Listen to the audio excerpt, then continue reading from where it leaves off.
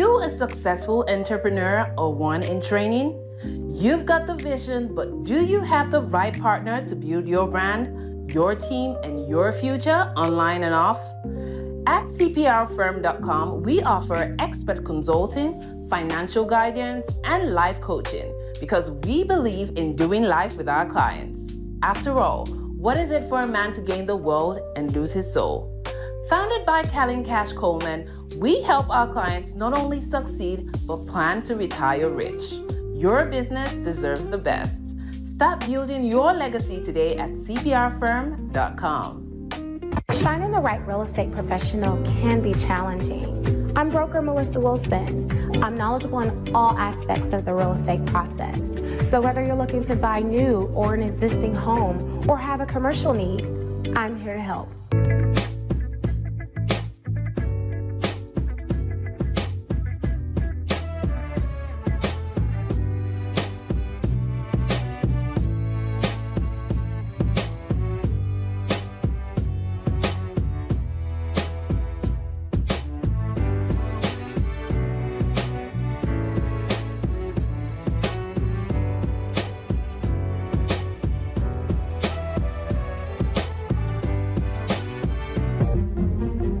Make sure you pick up my two books that's in Amazon right now. The first one is Passive-Aggressive Racism and the System of White Supremacy. And I talk about in that particular book how the system of white supremacy really runs and on our daily lives here in America. In our latest book, 7 Steps to Decolonize the Mind, we go through those steps to try to deprogram you from the system of white supremacy. Make sure you can pick up those books on Amazon.com.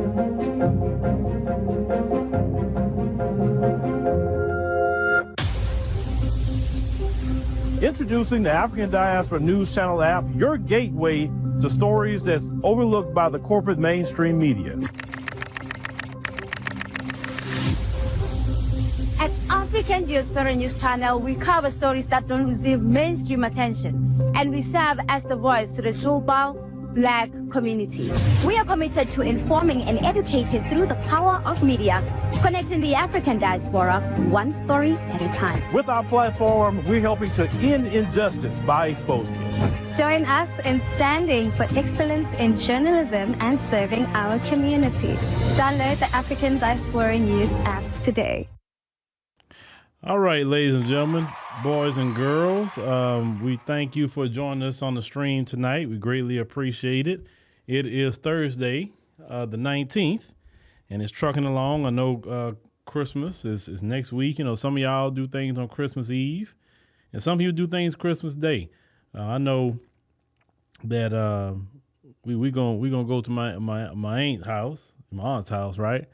And we're going to do it over there. I think they say on Christmas Eve. So I guess, you know, Christmas Day, everybody can go to, you know, their prospective families and stuff like that, right? So, you know, shout out to everybody that's going to celebrate Christmas. People don't celebrate, and that's okay, too. Still visit family and friends. The kids be out of school. I know my little girl, her last day is tomorrow. They get out by noon, but they said if they don't want to go, they don't have to. And I'm like, I don't know. I'm talking to my wife when she get back. I'm like, do you really want to take her? I mean, shoot. That's by the time you take her to school, I go pick her up. It was only to noon, like from 8 to noon. They're not taking no tests. They already did everything they had to do. So what's the point of her going, right? So I'll talk to her when she get back. But anyway, ladies and gentlemen, yeah, I'm feeling good right now. You know, definitely. But man, my throat been scratchy. So I've been kind of trying to take a little medicine here and there, and not trying to get it hit me full blown. So I'm about to do some vitamin C stuff or whatever. But outside of all of that, 2025 is coming up very, very soon, ladies and gentlemen, very soon. But you know, I forgot to tell y'all about this. Yesterday was on my mind. So I was in the gym, and I was about to get workout, and I had a Nigerian brother come up to me, and he recognized me, you know, from the show and everything, and you know, introduced himself. He told me he'd been here since 1981. I said, oh wow. I said, man, I was a very small, you know, when you was here, you know, very, very small, right? And he said that, he came with his parents, educated, things like that. So he wanted to talk to me about the word akata. That was the conversation, y'all. We got into the akata conversation. And he was just giving me the history of that word. And he said, how they using it, the young people using it online, that's not the meaning of it. Like they're using it like a slur against, he said, Black Americans. He said, and really, you say it means you don't, like, really more so you say it don't belong, or you're not, that's what he was saying, right? So the way he described it, it was a delineation term. Let me say it that way. And I even told him that stuff. So you're saying basically a delineation term. He said, yeah, because even when Nigerians, if they come from America and they go back, they can call them Akata too, because they're not really, from there per se. They're Nigerian, but they weren't born there, raised there, have the culture. I mean, we know they have it, but I said, so it's delineation. I said, well, let me say this, brother. I said, all the conversation you heard was some straightening. That's what it was. I said, we just won't take too kind of disrespect. And he said, yeah, and I agree. He said, because it wouldn't been for Black Americans, I wouldn't be talking to you. I would be over there, and I wouldn't have what I have today. He said, I worked a great career. I retired. And he said, I really thank Black Americans for everything they did for me. He said, I say that. He said, it just bothered, they kind of bothered me because these, people going back and forth and say, man, we brothers. I say, look, man, I say, when I said Nigerians, I say, which I see a lot of them here in the Houston area. I say, when they recognize me from the show, it's all love. I say, there's nobody beefing. I say, it's kind of like, so you have a diaspora, right? We just have to straighten each other out. I say you bicker, you may go back and forth, but it's not that serious, because the real enemy is white supremacy. That's the real enemy. I say no Nigerian that I know of in the United States of America had us in Jim Crow. No Nigerian had redlined us. No Nigerian had us on trees, bombing our churches, or doing anything like that. No Nigerian has done it. So since they haven't done it, and this what we're talking about is just some, basically just getting some act right. And now, a lot of people getting their act right. We don't hear that disrespect like that too much. We got the act right. Say it's all good. Just some respect. No different than if I go to Nigeria. I can't go to Nigeria being disrespectful, because they're going to check me, and rightfully so, because I shouldn't come into Nigeria being disrespectful. So, like I said, we were talking about, among other things, we got into talking about immigration. We got to talk about that conversation too. And he agrees with mass deportation too. He said, man, these new immigrants that came in here, they wouldn't like us. He said, we got here. He said, first of all, we came legally. He said, we flew in here. He said, we had our visas. We did our paperwork. He said, we got our green cards. We did everything, the right way. Right. And I said, from the research, most Black immigrants most of them do it the right way. I said, that's not really, I said, you have a few that don't. I said, but the majority of Black immigrants, whether they come from the Caribbean or they come from the African continent, most of them do it the right way. I say it's the ones that's really from Latin America that has more, and I didn't mention a particular country because I just say Latin America because that's just truth. You have more of them that would not have the right paperwork. So he was agreeing with Trump and mass deportation, but he still voted for Kamala. I said, oh, brother, why did you vote for Kamala, brother? Oh, I said, why? So he said just certain policies she had that he agreed with. I said, okay. He said, but I do agree with Trump and mass deportation. They need to happen. And he's an immigrant that been here since 1981. He came as a child. And he agrees to mass deportation. So shout out to that brother. Like I said, he gave respect to FBAs. That's the kind of conversation we need to have with each other in the street. Because sometimes that internet stuff, you can't talk to nobody face to face. And like I said, he came up to me, he was smiling, and everything. And it's just, I love having them kind of conversations with people, man. I love that. That's why sometimes you got to just talk to the people. That's why we want to get into doing certain events. Shout out to the Ohio Black Expo. Let me give a shout out to them. We made a call about, hey man, we want to get, what events out there? Well, who could we, what could we do? And the Ohio Black Expo immediately reached out, and we got to talking back and forth with them. So we're arranging it where we can go to the Ohio Black Expo. I don't know why my people at in Ohio. Can't wait to go, because I love really connecting with the people. 2025 has to be about us connecting with the people right here in the United States. We need to connect with people in the continent. We need to connect with people in the Caribbean. You know, we need to connect with the Afro-Latinos. We got to connect with people. We got to touch people, shake their hand. It's like presidential campaigns. Everything can't be online. That's why they have rallies, you know, to touch the people. So all with that being said, shout out to the people that came on in. Make sure you download the African Diaspora News Channel app in the Google Play and Apple App Store.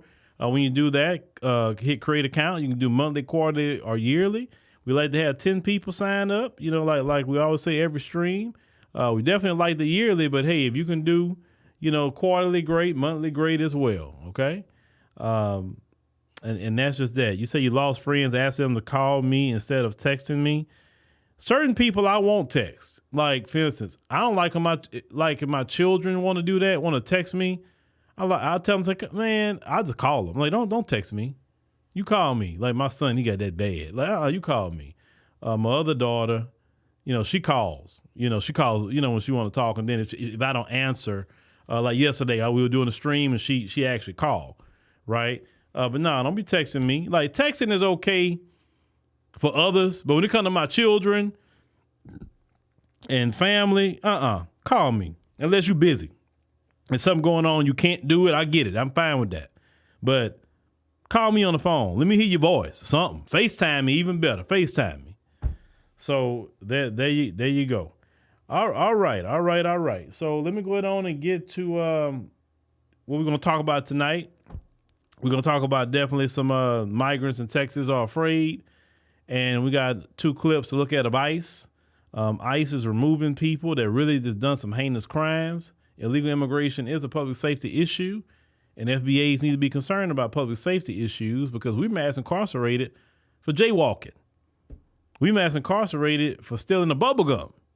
But these others can have heinous crimes and be in this country? Oh, no. So let's go on and get to what we want to do tonight. Last night, let's see who we got. Trying to figure this out. I don't know. I just saw her name pop up. I said, yeah, you know what? Let me do the blooper reel real quick. Yeah, there we go. What is it? 53 seconds. Let's do the blooper reel with Renee Wade, then we'll get started. We are committed to informing. Sorry, I know that's true. Can I do it again? Yes. I forgot my line. Okay, fine. We are committed to informing and educating through the power of media, connecting the African girl.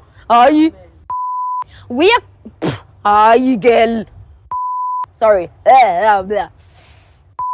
It wants attention. It thinks it's Beyonce, and it's not. Stay. We are committed to. Sorry, my hair. It's my hair. It has to be my hair. I shouldn't have curled this. Okay. Stay. Damn it. Okay. All right. Let's get it. We are committed to informing and educating through the power of media, connecting the African diaspora one story at a time. All right, ladies and gentlemen, shout out to Renee Way. Renee Way has, like the old people say, she's come along a mighty long way. And I tell them all that, you know, I give them all positive affirmations because sometimes you need that. And so a lot of times, it's not a lot of times, always the truth when I tell them that, right? I've told all of them in meetings, if you're here, I see something special in you. I say, you may not see it, but I see it. If it can just come on out, you know, like I saw something special in Demetra and saw something special in Wangale and, you know, saw something special, you know, with Vicky and, Naledi, Renelle Way or Effie and Victor. And yeah, somebody was asking about Effie the other day. Effie has made a video. It just got edited. Effie has some hardware issues, but she coming on back. So that's why y'all haven't seen Effie, because she's like, oh, I gotta make some content. So, you know, we build it in Nigeria too. Definitely. We got, you know, Effie and Victor and brought in, I have a new editor for them, and I just haven't had time. I got to go through and get them a graphic designer in Nigeria, but we building a whole team in Nigeria as well. So we finally have a presence in West Africa, because that was bothering me. We have no presence in West Africa, and there's a lot going on in West Africa, right? So the funny part is mentioning Dimitri. I had a brother. I was in the cake shop today. Sweetest Traveling's Cake Shop. If you're in the Houston area, make sure you go get you some cupcakes, cakes. You can go get you some sweet potato, or you can at least put in an order for sweet potato pie, pumpkin pie, apple pie. I think Dutch apple. Sweet potato cheesecake pie. Yeah. So the last time House of Pies ran out and everybody went to the cake shop and said, hey, can I put in an order? So there you go. If you're in the Houston area. If you're not in the Houston area, it's not going to really benefit you. Okay. Cool. So, I met a brother today. And sometimes I'm in the cake shop. You're like, man, Phil, you back? I ran into him before because sometimes, you never know. You walk in the cake shop, I may be behind the counter serving you cupcakes and everything else. And I enjoyed it. I enjoyed doing it. The brother called me today. He said, I'm a great salesman because I talked him into buying 3 cookies. I said, hey, them cookies were good, though. I said, them oatmeal raisin cookies that my wife made, look, I don't eat nobody's cookies but her stuff because I know her stuff is all made from scratch, right? And so when you get used to eating stuff from scratch, you don't want store-bought anything at that point because you can literally taste the difference when from scratch and store-bought. You can completely taste it. So that's why I don't really like store-bought anything. But, yeah. So you're in the Houston area, definitely go to Sweet Extravagance Cake Shop and enjoy yourself. All right. And Sister Dimitri even came into the cake shop, and she bought some things. So there you go. Brother Sharif and everybody coming on down. All right. So, let's get to this article. The first article we want to look at here, because we got our time moving on us, right? And this article right here, we're gonna start here. Well, they say Trump's promise of mass deportation throws undocumented Texans into fear and uncertainty. Okay, so in the United States, definitely in the state of Texas, we have a lot of people here who are not legal. They're illegal migrants, and they've been here a while. Now, if you are in South Texas, you can literally stay there and don't have to speak a lick of English, right? You really don't. I mean, they speak English, yes, but you don't have to because it's kind of like almost Mexico just about, but it's the United States, right? So, they were saying that they were talking about this man that's 41 years old, so he lies awake. He's an activist. He said at night, consumed by fear and aware of the fragility of his life in the United States, say after coming to the U.S. at 7 years old with his mother and 2 siblings from Monterrey, Mexico. So he'd been here since 7. Wouldn't he qualify for DACA? I'm just interested on that. I mean, shouldn't he? They said the man who is undocumented, I just don't understand how he's undocumented and he qualifies for DACA. Anyway, so he was undocumented and asked to remain anonymous for fear of deportation, has spent most of his life navigating a U.S. immigration system that could send him back to Mexico at any time. He said people take for granted how beautiful it is to be free. The threat of deportation that has followed him throughout most of his life in the U.S. became exponentially larger when President-elect Donald Trump won the November election. He said after loudly and repeatedly promising mass deportations for immigrants who lack the legal authority to live here. Now, he said he's approximately 1.6 million undocumented people living in Texas. So out of the, 30-some-odd million people that's in this state, they're saying 1.6 million of them in this state is illegal migrants. They say the state has one of the largest undocumented populations in the U.S., second to California.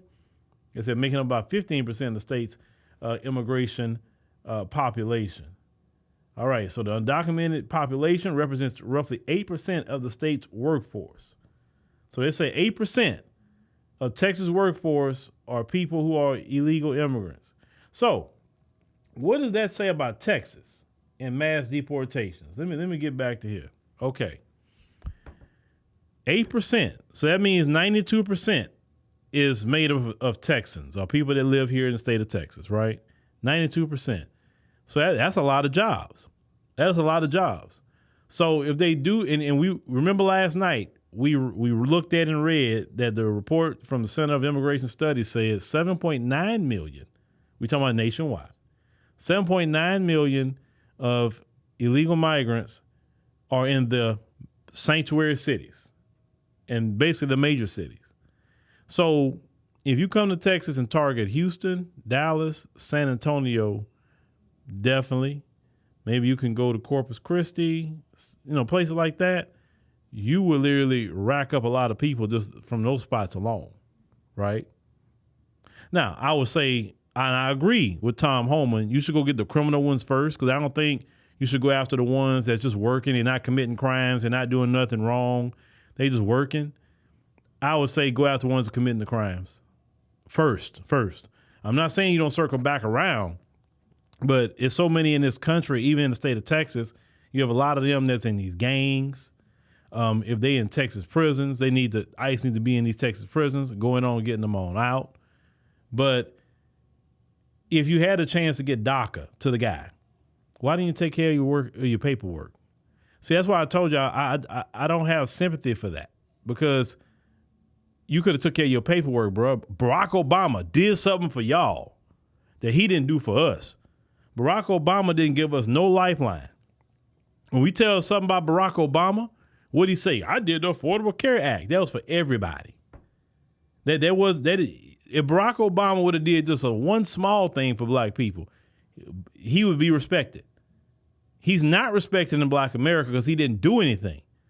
But DACA, even when Trump was trying to get rid of it in the last term, he couldn't do it because the way it was written up. Okay. The Democrats make sure that, now this is the state of Texas. Now I'm gonna tell you about the Democrats in the state of Texas. The Democrats control Houston. I'll let you know that. Yes, we are a red state, but the Democrats control Houston. They control Dallas.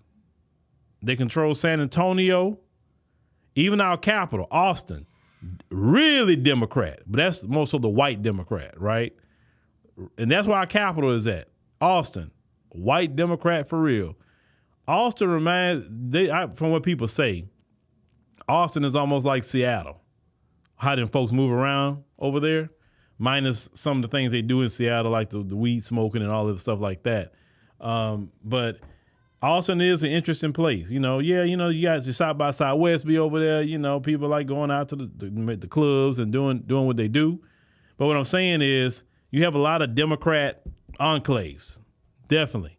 From, the surrounding areas of Dallas, Houston, San Antonio, all that. That's all Democrat enclaves. So let's continue. Now, I say Texas Republican leaders appear eager to work with the incoming administration. Governor Greg Abbott has suggested there will be more cooperation between the state and federal governments. Land Commissioner Don Buckingham has offered President-elect at least 1,400-acre ranch in Starr County. Now, Starr County is in the valley. Now, in the valley in Texas, that's more so down south toward Mexico, Starr County. I know kind of in my head where Starr County is at, but that's in the what you call the Rio Grande Valley. They call it the Valley here in Texas. And they said that Trump's picked overseas immigration because, Tom Homan. They said the concern here is that they align themselves significantly with the administration. That Texas would be ground zero for these deportations, said Azara Garcia. The regional government relations director for FWD.US, a pro-immigration lobbying group that advocates for immigration reform. So Texas will be ground zero for targeting immigrants. Okay, let's talk about that. But there's a lot of people in this state who are even Hispanic. Whether they Mexican, most of them Mexicans are here. A lot of Mexicans are here. Whether they maybe some Puerto Ricans here and there, maybe some Guatemalans, El Salvadorians, or whatever. The people that been here, kind of like the guy that I talked to, the Nigerian, I talked to this morning at the gym. There are Mexicans that want them gone too, though. That's what trips the Democrats out. There are Mexicans that say, they gotta go. They doing too much. They're taking too much tax dollars. They didn't come in the right way. And what Democrats are saying is like, well, didn't you come in that way? Why can't they come in that way? And really what they say is so many words. We know them. You don't. Basically, stay out of our business. This is our situation, and we know them. And we telling you they need to go. So it's kind of hard to argue and say, it's based on. Notice they don't say it's racism. I hope y'all noticed that, right? Because at one point in time, they say, Trump and them are racist. This is racism. Well, with deportation and all of that. Well, they, really the Hispanic community kind of shut that down. and they couldn't try to sell it to black people. Oh, see, black people, just like how you treated and you discriminate against too. See. You remember they tried that before and trying to get us to come out there and cape and all of that. You remember? But now they can't do it because overwhelmingly Hispanics, and we talking about not just one group, we talking about Cubans, Mexicans, Puerto Ricans, Guatemalans, all people legal to vote. The majority of them went vote for Trump. So the Democrats lost that it's racism deal when they seen the Hispanics, which they would be more affected than any other group, came out against, quote unquote, like the Democrats say, their own from coming here. Well, I mean, hey, they left away from them people. I'm pretty sure they don't want them here. I'm pretty sure. Because they know the habits that some of them going to bring. And they say, man, we got it good over here. Don't you come over here bringing your mess. And mess. I seen one guy, he said his parents immigrated here. He said he was Mexican, actually out of Chicago. He said, I don't want these Venezuelans, nobody here, because when they do something wrong, it comes on me. It makes me look bad. They don't say, well, them Venezuelans, they say them Hispanics. You're saying, I'm Mexican. I ain't got nothing to do with them. I want them out. So that's why they're not pulling the racism thing. The Democrats. They will not be able to pull that.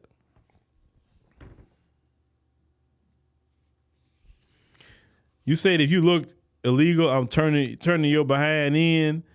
Yeah, you know, like for me personally, how I feel about that, I mean,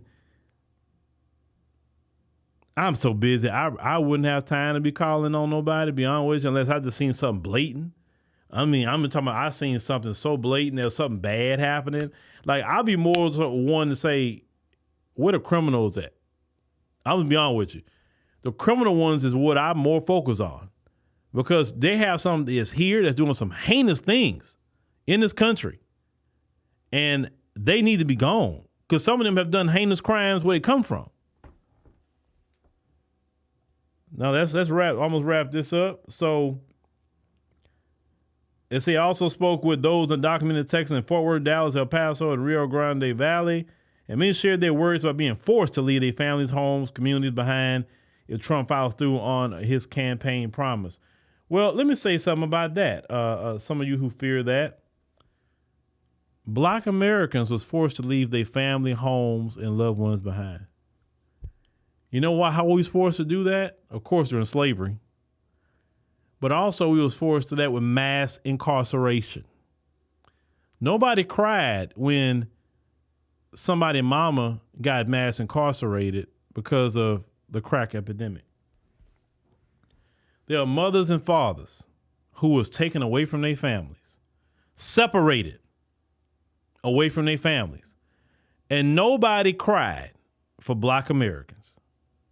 There's still Black Americans to this day who are still locked up from the crack era, who were separated from their family, separated from their children, separated from the homes that they built. People get involved with drugs for a lot of reasons. Not everybody just wake up one day and want to be a dope head. Sometimes something traumatic happens to them, and they take the drugs because it numbs their pain. Sometimes people could slip them something, and now they ain't got hooked to it. There's a lot of ways people just get on it, right? Oh, yeah, it ain't no big deal, man. Smoke this, man. It's like, you know, we all doing it. And some people succumb to peer pressure, even adults succumb to peer pressure, right? Nobody intentionally wanted to be a crackhead. And then when people who were selling, they was making so much money, black folks don't have no opportunity to make that kind of money. They couldn't go work at McDonald's or the local grocery store and make the money they were making selling the crack. So it definitely was enticing for a lot of brothers to get involved in selling. Yeah. And then mass incarcerated the user and the dealer. Now you fast forward today when the folks is all on the meth and fentanyl and all that stuff. Now, oh, it's a public health crisis. But it wasn't a public health crisis when it was us, because I remember the crack era. Oh, I remember it very well. People would steal from their own mama to get that stuff. the local crackhead would do anything for $5. Anything. If you're a kid and you want the local crackhead to go punch your op, hey, I'll give you $5. You go punch him in the chest. Or you better give me my $5. And they'll go do it too. Give me my $5. Just like that. So they can go get something. That's how it was. Man, shoot, the local crackhead back in the day, you can get him to paint your house. You can get him if he still, he knew how to fix cars, but he was just on that crack, man, shoot. Give me the part and it's gonna cost this much money. I'll take care of it for you. And all you're gonna do is smoke it up. You need him to wash your car, the local crackhead to wash your car. Just give him his money. That's it. He be doing all kind of odd jobs for that crack. I remember that. If y'all old enough, I remember it.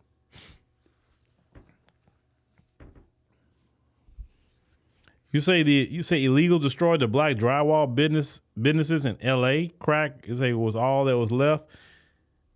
And you know what? A lot of these homes, even in Texas, that a lot of them are building. Do you know that they can just get on these construction crews with no education? They don't even go to the local community college. Like, and shout out to my cousin, Melissa. She's went to the community college for construction, like to get her stuff right. They don't even go through there. And the FBAs that was in there with her, right? You seen some white guys, but you seen white guys and FBAs, a couple of Hispanics, but you seen that in there. Everybody getting an education. I don't think you should be able to build a single home in this state without having the education to do it.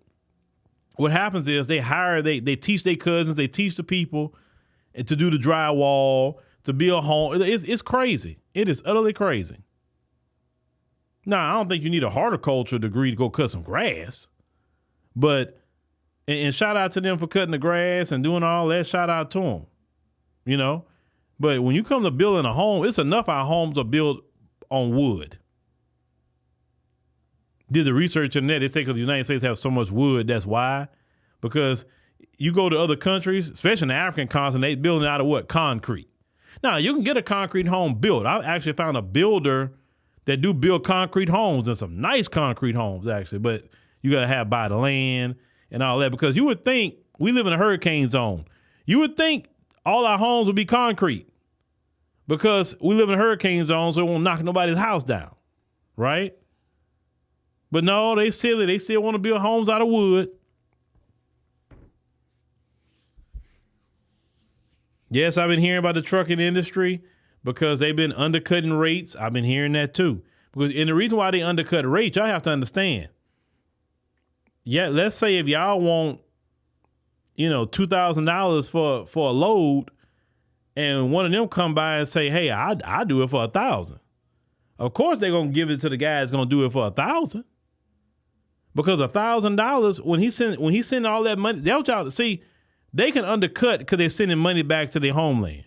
You understand? They also can undercut because a lot of them have people in their household living with them.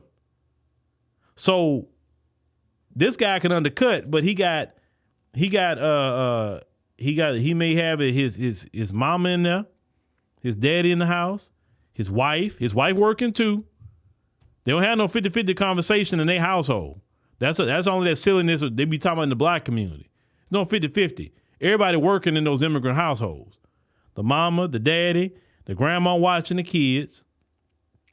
You got the brothers and sisters with their spouses living in the same house, and they all contributing to the bills.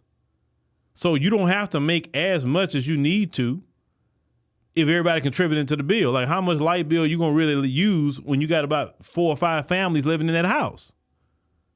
The rent or whatever, even the mortgage on that house, is only gonna be so much. The only thing I give immigrants, they will work together. I'll give them that. Now, when they get Americanized, it kind of change a little bit. But when they first come here, they don't mind staying 4 or 5 families to a house. We not doing it.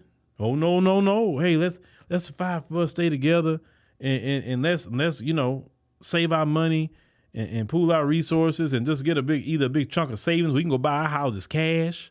We'll move, we're gonna do that, buy a house cash and and maybe some businesses that we got, man, we can all work together, help each other out. Oh, no. Because unfortunately, we took on the white man's mentality. The white man's mentality is individualistic. The mentality of black people globally is a village. It's a village mentality. And when we operate in the village, in other words, we say unity, you say village, whatever word you want to use. But we unify and work together. You notice how much stuff we get done real quick? That's why they really wanted us to really be underneath them like that so we could take on their ways. Now, they're unified in white supremacy, that's for sure. But outside of white supremacy, they're extremely individualistic. They really don't care about each other like that. And if they didn't have white supremacy, they wouldn't even be together. Because you take away, I always tell people, you take us away out of the equation, they don't have nothing at that point. You can't have white supremacy without anti-black racism because these other groups are not going to fight them. They're not going to give them the rise that they need. They just going to assimilate into it. They're going to comply and not fight back. And that's not really interesting for them. They can't use them weapons. They can't use nothing on these immigrant groups because they're not going to fight back. Right? So we go definitely going into 2025. Work more with your family and save your money. Save black people. Just like in COVID, a lot of you were saving your money. Save your money. So like I said, seek to cut bills. You know, like me and one brother was talking today. He was talking about Xfinity and Comcast Business. I had Comcast Business at one point in time, internet. Charged me my business internet $400 some odd. I did some research, cut my internet bill down. I switched to Kinetic Business, and I got $121 a month. My wife at the cake shop had, we at the cake shop had Comcast Business, almost $400 a month. We switched to Astound Business. It's going to be $109 a month. You know what I'm saying? Start seeking to look at your bills and how you start cutting down. Xfinity, I got that at my house. I'm like, I use my business internet. I got Xfinity at my house. I got YouTube TV. I'm not paying them nothing. I've saved money that way, saving $200 some odd. So seek to cut bills, look at streaming services, look at all that, and then save your money. Every time you get paid, save some money. Because we can be making a lot of money, but then you ain't like, I made all this money. Where is it? But you have nothing saved. You have nothing saved for your retirement. If you're going to retire, but still. Look into that in 2025. Now, let's get to, because we got not too long, let's look at ICE. And I want you to watch this report real quick about ICE and what they do on some of these removals and why this is important. The operation begins before dawn. Agents with ICE, Immigration and Customs Enforcement, who asked us to conceal their identities, gearing up at a parking lot in suburban Boston. We're along for the ride. We don't do large-scale roundups. Every individual that's here today has come to our attention because they've been arrested by a local municipality for a felony or an egregious crime. So after several hours of waiting, they've just found one of their targets, and we're on the move. When we arrive, we see an immigrant from the Dominican Republic who ICE says is here illegally and is a convicted sex offender. He tells me he came to the U.S. for a better way of life and denies the charges against him. He's led away in handcuffs. ICE agents had been watching this particular subject for at least a week. On this day, it took about 16 ICE agents to arrest 5 immigrants who ICE says are undocumented, have criminal records, and had been released on bail by local jurisdictions instead of being turned over to ICE, each requiring 40 to 80 hours of surveillance beforehand. Do you have enough resources to do this? No, we don't. And that's one of the problems that, when jurisdictions don't cooperate with us, we have to go out into the community, which puts our officers at risk. But these are the waning days of the Biden administration. President-elect Trump won, pledging to do much more, including mass deportations. And after Democratic city and state officials vowed to block Trump's deportation plan, incoming border czar Tom Homan is doubling down with this warning. If they cross that line and knowingly harboring concealed illegal alien, well, I'm going to seek prosecution. I am concerned of what a mass deportation would look like for Attorney Valerie Napier is an immigrant advocate who says calls to her clinic have tripled since Trump was reelected. What do you say to those people who voted for Donald Trump and wanted a crackdown in the immigration system? And not everyone is a criminal. We pressed ICE about its current mission. There are some who fear that ICE will also arrest, immigrants that are here that may not have criminal records. To that, you say what? To that, what we are focused on is obviously public safety, national security threats. But then there are those, too, that have exhausted all legal means. In the end, they've been ordered legally removed from the United States, and we'll go ahead and effect those removal orders. All right. So ICE is doing their job. And I wanted to lead up with that clip. Now, I want y'all to listen to the crimes that ICE is arresting people for and why they got to get the criminal migrants out first. Now, check this out. This is going to come from Fox News. Listen to this. 4 a.m. in suburban Maryland, outside the nation's capital between Baltimore. We joined Director Matt Elliston from the Baltimore field office as he prepared the team for the dangerous mission ahead. Prior to our 4 a.m. arrival, agents already picked up an illegal convicted of sexual abuse of a minor and exposing himself in public several times. He'll be asked to be removed by a judge. They had 8 targets on their list to arrest. They captured all 8 of them over the next 8 hours or so. All of the targets had those prior criminal convictions. 4 of the 8 were convicted child molesters. 1 served time for murdering someone but was let out eventually, living here on a permanent visa status. I need you to tell them to call the lawyer immediately. This woman asking her son to call her lawyer, convicted of having sex with an underage teenage boy. She was picked up at a grocery store parking lot on her way to work. Now, another man on a green card from the Philippines was arrested outside his home before daybreak. He was previously convicted of molesting a 10-year-old girl. He served time, is back on the street. Given his prior crime, ICE arrested him. Will present him before a judge to be deported back to the Philippines. The people we're out for are the worst of the worst. It's not the average person who's, in the country illegally. Like, if we're targeting you, there's a reason. All right. So y'all heard all those heinous crimes, ladies and gentlemen. So the Democrats, let me say something here before we getting toward the end. This is what y'all defending. All that what you just heard. Is that what you defending? Seriously? You should not be against removing people that have those kind of charges in this country. Or they committed heinous crimes in their homeland and fled over here because you Democrats told them they got an open door to come. You rather have criminals flood the country than do something for FBAs. And that is my biggest thing with the Democrats. They rather have criminals roaming the streets than to give you an anti-black hate crime bill. They rather have criminals roaming the streets than to give you cash payment reparations. That's something that this country owes. They rather give them homes, free rent, free food, but they don't want to give you anything. That's the biggest issue with the Democrat Party. And if Trump and them get a lot of them out, or whether they leave on their own or they removing them, fine. But if we aren't above the law, they shouldn't be above it either. And they shouldn't be incentivized into breaking laws. As we know, it is illegal to be teaching people how to even circumvent our immigration laws, and which some people do. So no. You hear somebody talking, oh, the immigrants. No, when you say that, you defending also the ones that's doing some heinous things in this country. Some of them have come here and became gang members. But you're defending that. You want to keep them here? No. They got to go. Most people who got common sense say they got to go. Keisha, I said that they were giving them our reparations. The Democrats rather give our reparations to illegal aliens than give it to the people that's actually going to stimulate the economy. You give them money, it's being shipped out.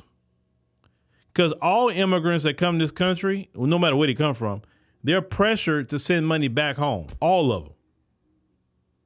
Have you seen even some of the TikToks where you have first generation African immigrants that talks about that they sick and tired of their families back in their home country, pressuring them to send money every month.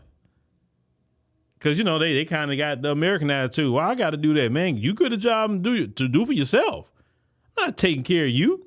It's a never-ending story. Sending money back constantly? No. And I'm with them. Now, if you want to send money because you want to, say, oh, you know, Christmas coming up, I'm going to send y'all something for the kids or whatever case may be, right? I'm going to send you something. And then, like, some of them are responsible for paying for school because, you know, in those countries, you got to pay for school. Paying for school for their sister and brother that's over there, or paying for their mama's rent, or paying for this, paying for that. And they, you know, the more successful they are, the more they run their pockets, and they tired of it, right? I heard so many stories talking about that. But a lot of the immigrants have to send money back. That's like a known fact. You get over here, you better be sending money every month. Yeah, you say you see him on YouTube? Yeah. Yeah. So when you give FBAs reparations, you ain't got to worry about the money going back to nowhere. It's going to circulate in the American economy. That's what it's going to do. It's going to circulate right here in the good old U.S. of A. It's going to circulate. And it's circulating in the good old U.S. of A. Would put money in the hands of a lot of businesses. It would create a lot of jobs because the more business that come in, more money come in, you can hire people. So you would do very, very, very well with that. But no, they and listen, a couple of years ago, they came out with a study about the racist policies in America. And they say it costs America $5 trillion a year because of their racist policies. So if they wasn't racist, they would be making $5 trillion a year if they would just be equal with black people, just equal. The black folks have never asked to be set above anybody. All thing they say, hey, man, we want to be equal and treat us the same and have the same level playing field. That's all thing that black folks have asked for. And there's nothing wrong with that. But these people say, no, I would rather lose $5 trillion a year. I'd rather not have universal health care because black people are going to get it. I'd rather allow the migrants coming here, California, and give them ways to get health care. The 4 FBAs.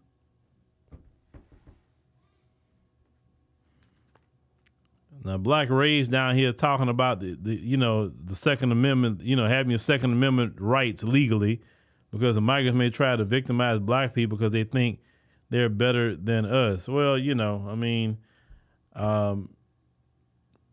should always keep your head on the swivel, migrant or not, because let's call it what it is. We got to be 100. Crime is based on proximity for the most part, meaning the people that's in your particular community is going to commit the majority of the crime.